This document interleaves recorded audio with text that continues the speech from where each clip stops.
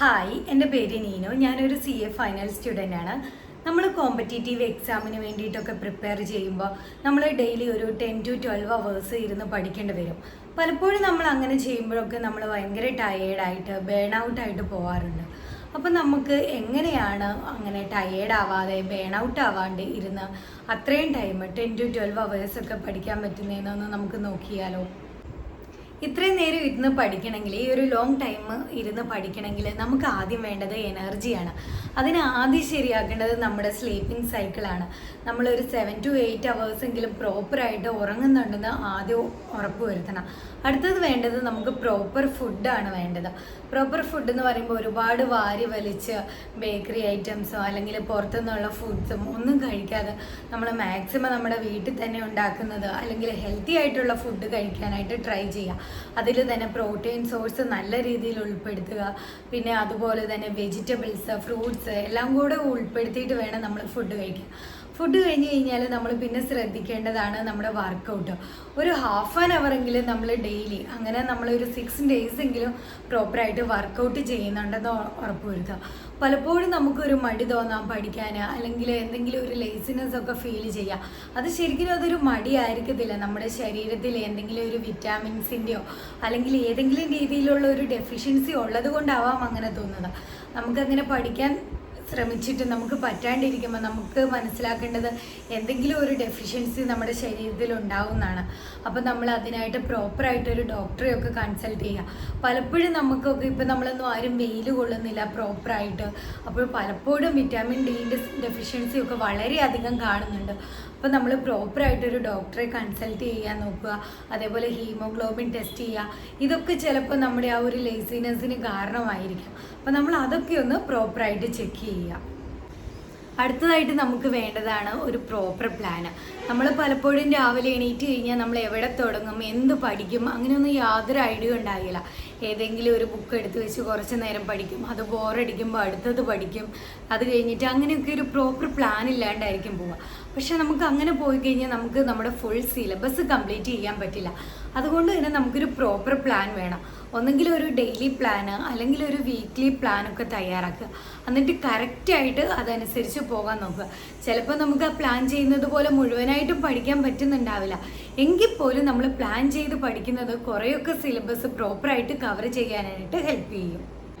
നമുക്ക് പഠിക്കാൻ വേണ്ടിയിട്ട് വളരെയധികം എനർജി കിട്ടുന്ന വേറൊരു കാര്യമാണ് നമ്മുടെ സക്സസ്. നമ്മൾ എന്താണോ ആഗ്രഹിക്കുന്നത് ആ കാര്യം വിഷ്വലൈസ് ചെയ്യുക. ഇപ്പോൾ ഒരു PSCക്ക് പഠിക്കുന്ന ആളാണെങ്കിൽ നമുക്ക് ആ ജോബ് ലെറ്റർ കിട്ടുന്നത് വിഷ്വലൈസ് ചെയ്യാം. UPSC അങ്ങനെ വേറെ എന്തെങ്കിലുമൊക്കെ കോമ്പറ്റേറ്റീവ് എക്സാമിന് പഠിക്കുന്ന ആൾക്കാരാണെങ്കിൽ നമ്മുടെ ആ റിസൾട്ട് വരുന്ന ദിവസം, നമ്മുടെ ഫാമിലി ഹാപ്പി ആയിട്ടിരിക്കുന്ന ആ ദിവസം, നമ്മുടെ ഇഷ്ടപ്പെട്ട ആൾക്കാർ ഹാപ്പി ആയിട്ടിരിക്കുന്ന ആ ദിവസം, അതൊക്കെ നമുക്ക് വേണമെങ്കിൽ ഒന്ന് വിഷ്വലൈസ് ചെയ്യാവുന്നതാണ്. ഞാനൊരു CA സ്റ്റുഡൻ്റാണ്. അപ്പോൾ തന്നെ ഞാൻ CA ഫൈനൽ സ്റ്റുഡൻ്റാണ്. ഞാനിപ്പോൾ വിഷ്വലൈസ് ചെയ്യുന്ന കാര്യം എന്ന് പറഞ്ഞു കഴിഞ്ഞാൽ എൻ്റെ കോൺവക്കേഷൻ ഡേ, എനിക്ക് സർട്ടിഫിക്കറ്റ് കിട്ടുന്ന ആ ദിവസം, അത് എൻ്റെ പേരിൻ്റെ മുമ്പിൽ ആ CA എന്നുള്ള ആ പ്രിഫിക്സ് ചേർക്കുന്ന ആ ദിവസം, അതൊക്കെയാണ് ഞാനിപ്പോൾ വിഷ്വലൈസ് ചെയ്യുന്നത്. ഇത് നമ്മളെ വളരെയധികം പഠിക്കാൻ ഹെൽപ്പ് ചെയ്യും. ഇപ്പോൾ നമ്മൾ ബേൺ ഔട്ട് ആവുകയാണെങ്കിൽ പോലും നമ്മളെ ഇത് വളരെയധികം മോട്ടിവേറ്റ് ചെയ്യും. ഇങ്ങനെ വിഷ്വലൈസ് ചെയ്യുന്നത് കാരണം നമുക്ക് നല്ല രീതിയിൽ മുന്നോട്ട് പഠിക്കാനായിട്ട് സഹായിക്കും. നമ്മളിപ്പം 10 to 12 hours ഒക്കെ പഠിക്കാനിരിക്കുമ്പോൾ നമ്മൾ ഒറ്റയടിക്ക് ഒരു 5 hours അല്ലെ 6 hours ഒന്നും ഒരിക്കലും ഇരിക്കരുത്. പകരം ഒരു 50 minutes ഇരിക്കുക. അത് കഴിഞ്ഞിട്ട് ഒരു 10 to 20 minutes നമ്മൾ ബ്രേക്ക് എടുക്കുക. ഇല്ലെങ്കിൽ നമ്മൾ വളരെ പെട്ടെന്ന് ബേൺ ഔട്ട് ആകാനും ഭയങ്കര ഹെൽത്ത് ഇഷ്യൂസിനൊക്കെ അത് കാരണമാകും. അപ്പോൾ നമ്മൾ ഈ 10 to 20 minutes ബ്രേക്ക് എടുക്കുമ്പോൾ ബ്രേക്ക് അല്ലേ, അതുകൊണ്ട് നമുക്ക് കുറച്ച് നേരം ഫോണിൽ കളിക്കാം, റീൽസ് കാണാമെന്നൊന്നും വിചാരിക്കരുത്. കാരണം അത് വീണ്ടും നമ്മുടെ എനർജി ലോസ് ആവാനേ സഹായിക്കുകയുള്ളൂ. ഒരിക്കലും അതൊരു നല്ല മെത്തേഡല്ല. പകരം നമ്മളൊരു ചായയൊക്കെ ഉണ്ടാക്കി കുടിക്കുക, അല്ലെങ്കിൽ ഗാർഡനിലൂടെയൊക്കെ കുറച്ച് നേരം നടക്കുക, നമുക്ക് ഇഷ്ടപ്പെട്ട വേറെ എന്തെങ്കിലുമൊക്കെ കാര്യങ്ങൾ ചെയ്യുക. ഇപ്പോൾ ഒരു ഹൗസ് വൈഫൊക്കെയാണ്, അവർക്ക് കുറേ ഹൗസ് ഹോൾഡ് വർക്കൊക്കെ ഉണ്ടെങ്കിൽ നമ്മളതിൽ ഏറ്റവും സിമ്പിളായിട്ട് കുറച്ച് വർക്കൊക്കെ ചെയ്യുക. അങ്ങനെ ആ ടൈം യൂസ് ചെയ്യുക. അടുത്തായിട്ട് നമുക്ക് കുറേ നേരം ഇരിക്കാനുള്ള ഒരു എളുപ്പവഴി, കുറേ നേരം എന്ന് വെച്ച് കഴിഞ്ഞാൽ 50 മിനിറ്റ്സ് ഇരിക്കാൻ വേണ്ടിയിട്ടുള്ള ഒരു എളുപ്പവഴിയാണ് നമ്മൾ ചെറിയൊരു മ്യൂസിക്കൊക്കെ വെച്ചിട്ട് നമ്മൾ ഇരുന്നിട്ട് പഠിക്കുക.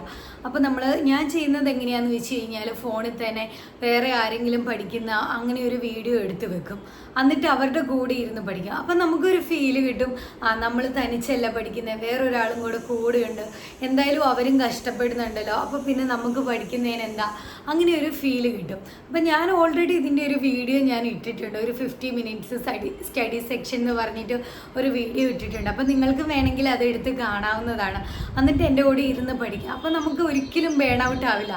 കാരണം എന്തായാലും വേറൊരാൾ പഠിക്കുന്നുണ്ട്, അപ്പോൾ പിന്നെ നമുക്ക് പഠിച്ചാൽ എന്താ, ആ ഒരു തിങ്ക് നമുക്ക് വരും. അപ്പം നമുക്ക് അങ്ങനെ വേണമെങ്കിൽ ഇരുന്ന് പഠിക്കാം. അടുത്തതായിട്ട് എനിക്ക് പറയാനുള്ളത്, നമ്മൾ എപ്പോഴും ഒരേ ഒരു സ്ഥലത്ത് ഇരുന്ന് മാത്രം പഠിക്കരുത്, നമ്മൾ പല സ്ഥലങ്ങളിൽ ഇരുന്ന് പഠിക്കുക. ഇപ്പം നമ്മൾ ചെയറിലിരുന്ന് പഠിക്കാം കുറച്ച് നേരം, അത് കഴിഞ്ഞിട്ട് വന്നിട്ട് നമുക്ക് കട്ടിലിരുന്ന് പഠിക്കാം, പിന്നെ നമുക്ക് ഗാർഡനിൽ ഇരുന്ന് പഠിക്കാം, അതേപോലെ രാവിലെയൊക്കെ ആണെങ്കിൽ നമുക്ക് ടെറസിൽ പോയിരുന്ന് പഠിക്കാം. അങ്ങനെ സ്ഥലം മാറ്റി മാറ്റി ഇരുന്ന് പഠിക്കുക. ഒരേ സ്ഥലത്ത് ഇരുന്ന് പഠിക്കുമ്പോൾ പലപ്പോഴും നമുക്ക് ബോറടിക്കും. അപ്പോൾ അത് മാത്രമല്ല, നമുക്ക് കുറച്ച് നേരം വേണമെങ്കിൽ ഇരുന്ന് പഠിക്കാം, പിന്നെ കുറച്ച് നേരം നടന്ന് പഠിക്കാം, അങ്ങനെയൊക്കെ മാറ്റി മാറ്റി ചെയ്യാം. പക്ഷെ ഒരിക്കലും വന്ന് കട്ടിലൊക്കെ ഇരുന്ന് പഠിക്കുമ്പോൾ നമ്മൾ കിടക്കാനോ അങ്ങനെയൊന്നും നിൽക്കരുത്. നമ്മൾ പ്രോപ്പറായിട്ട്, നമുക്ക് എപ്പോഴും ഒരു ലക്ഷ്യം ഉണ്ടാവണം, നമ്മൾ കട്ടിൽ വന്ന് ഇരിക്കുന്നത് കിടക്കാൻ വേണ്ടിയിട്ടല്ല, പക്ഷെ പഠിക്കാനാണ്. ആ ഒരു ചിന്ത നമുക്ക് എപ്പോഴും ഉണ്ടാവണം, എങ്കിൽ മാത്രമേ അത് നടക്കുകയുള്ളൂ. ഇങ്ങനെ പല പല സ്ഥലങ്ങളിലൊക്കെ ഇരുന്ന് പഠിക്കുമ്പോൾ നമുക്ക് ഒരിക്കലും വേണവിട്ടാവാണ്ടിരിക്കും. ഒരേ സ്ഥലത്ത് മാത്രം ഇരിക്കുമ്പോൾ നമുക്ക് നല്ല രീതിയിൽ ബോറടിക്കും. അതുകൊണ്ട് മാക്സിമം നമ്മൾ മാറി മാറി ഇരുന്ന് പഠിക്കാൻ നോക്കുക. അടുത്തത് ഞാൻ പറയുന്നത്, നമുക്ക് ചില ദിവസങ്ങളിൽ അല്ലെ ചില ടൈമിലൊക്കെ നമുക്ക് പഠിക്കാൻ തീരെ മൂഡ് തോന്നാറില്ല. അപ്പം നമുക്ക് ചെയ്യാൻ പറ്റുന്നത്, നമ്മുടെ ഫേവറേറ്റ് സബ്ജക്റ്റ് അല്ലെങ്കിൽ ഓൾറെഡി നമുക്ക് അറിയാവുന്ന, നല്ല രീതിയിൽ അറിയാവുന്ന ഏതെങ്കിലും ടോപ്പിക്ക് അല്ലെങ്കിൽ സബ്ജക്റ്റൊക്കെ എടുത്തിരുന്ന് പഠിക്കുക. അപ്പം നമുക്ക് അത്രയും നമ്മളധികം ബേൺ ഔട്ട് ആവില്ല, നമുക്ക് അവിടെ ഒരുപാട് എനർജി യൂസ് ചെയ്യേണ്ടി വരില്ല. ചിലപ്പോൾ നമുക്കതൊന്ന് വായിച്ചാൽ മാത്രം മതിയാ, നമ്മൾ അങ്ങനെ ചെയ്യുക. അപ്പോൾ അങ്ങനെ ചെയ്യുന്നത് വഴി നമുക്ക് ആ ഒരു പെർട്ടിക്കുലർ സബ്ജക്റ്റ് ഒന്നും കൂടെ പഠിക്കാനും പറ്റും, അല്ലെങ്കിൽ നമുക്ക് കൂടുതൽ ബേൺ ഔട്ട് ആവാണ്ട് ആ ടോപ്പിക് ഒന്ന് നോക്കാനും പറ്റും. പിന്നെ അത്രയും സമയം നമുക്ക് വേസ്റ്റ് ആവുകയില്ല, നമുക്ക് അങ്ങനെ ചെയ്യാം. അപ്പോൾ എല്ലാ സമയവും നമുക്ക് പ്രൊഡക്റ്റീവായിട്ട് ഭയങ്കര ഹൈ ഇതിൽ പഠിക്കാൻ പറ്റണമെന്നില്ല, അത് ഓക്കെയാണ്. അപ്പം നമുക്ക് അങ്ങനെ ചെറിയ ടോപ്പിക്കുകൾ, ഒരു ചെറിയ നമുക്ക് ഇഷ്ടമുള്ള പ്രോബ്ലംസ് അതൊക്കെ എടുത്ത് ചെയ്യുക. അപ്പം നമുക്ക് ആ സമയവും നമുക്ക് പ്രോപ്പറായിട്ട് യൂസ് ചെയ്യാനായിട്ട് സഹായിക്കും. അപ്പോൾ ഇതൊക്കെയാണ് എൻ്റെ ചെറിയ ടിപ്സ്. ഇത് നിങ്ങൾക്ക് ഇഷ്ടമായെങ്കിൽ ഇതൊക്കെ നിങ്ങളും യൂസ്ഫുള്ളായിട്ട് ചെയ്യുക.